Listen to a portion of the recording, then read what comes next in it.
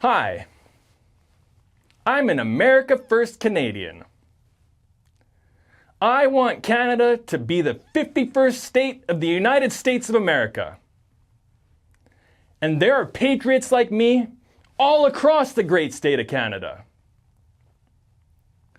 This is our year.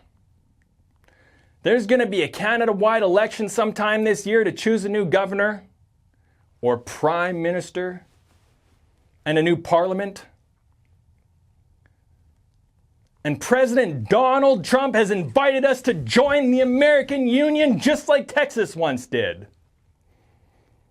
If you're an America First Canadian like me, make your voice heard by contacting your People's Party and Conservative Party leaders and candidates and telling them you're going to vote for whoever is most going to call a referendum.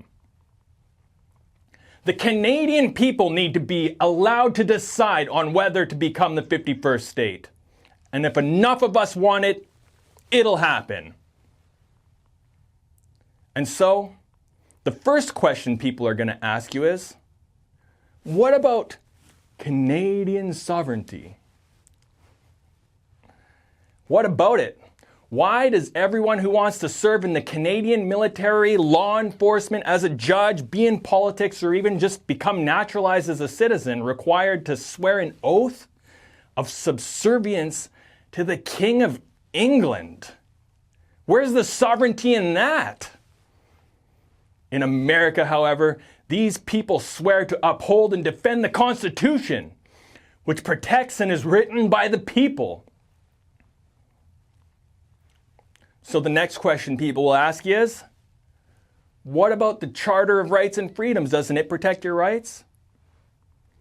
Did you know that Section 1 of the Canadian Charter of Rights and Freedoms says it protects the rights laid out into it, subject to any democratic law being passed that says otherwise? In other words, it protects people, but not from the government itself. In 2021, the U.S. Supreme Court upheld churches' rights to meet in California, whereas Canadian churches were invaded, their property stolen, their pastors dragged down the streets and imprisoned for the sermons they preached. The American Bill of Rights, on the other hand, which Canadians will have once they've ratified the Constitution of the United States of America, in its first section states, Congress shall make no law prohibiting the rights laid out in it. The courts have to abide by these two documents, which in Canada versus America are the exact opposite of one another. One says no law can be written that violates people's rights, and the other says that laws can be made that do violate people's rights. This is why the American system has been tried and proven to be the best one. Since Canada needs a new constitution, evidently, why not just use the one that President Donald Trump has so generously offered to us? We watch the absolute oppression of free speech in Britain right now. Canada, the left-wing tyrants in our country want to arrest you for your social media posts too. It's too close to home now to say that could never happen here. The third question you'll be asked is that it's just not possible to ratify the American Constitution. And to that question, although it's true that the Canadian legal system forbids us from that, thank God the American Founding Fathers left us an example of how to deal with it. If you go to nextusstate.com, you'll find a Canadian Declaration of Independence that I've written. It's modeled after the American Declaration, and it reads in part,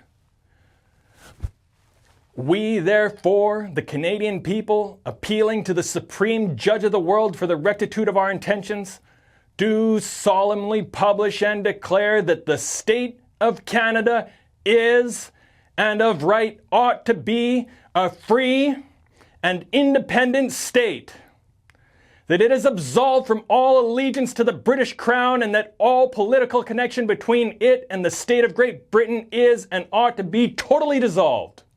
And as a free and independent state, we instead assume the power to write our own Constitution, including ratifying the Constitution of the United States of America, if agreed to by a majority of voters and invited by Congress. Go to nextusstate.com, sign the declaration, get as many people as you can to sign it, and then tell your candidates you want a referendum. Vote for whoever's most going to call a referendum. Once we win, whoever's been elected will themselves have to sign the declaration too, while asking Congress for a formal invitation and beginning the transition process. Then we will see a new election with the Republican and Democrat Party, with the executive branch and the legislative branch separate, and we will be able to send our own representatives to Washington. In America, the people are sovereign, not the politicians. Canadians will gain our sovereignty, become free, and ensure that the government is answerable to the people, not the other way around. I don't see why anyone wouldn't want this. Canada is only the first. Canadians get to lead the way in encouraging any other states President Trump wants to invite to come and commit to America First agendas as well.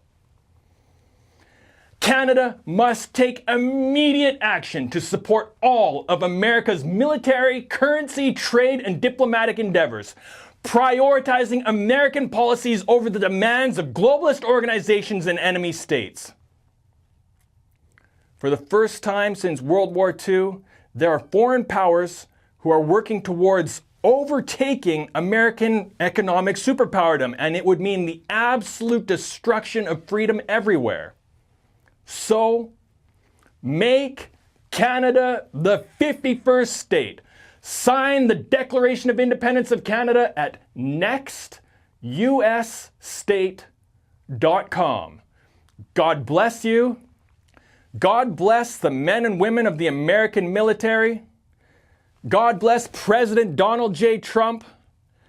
And God bless America the Great. Happy Independence Day, Canada.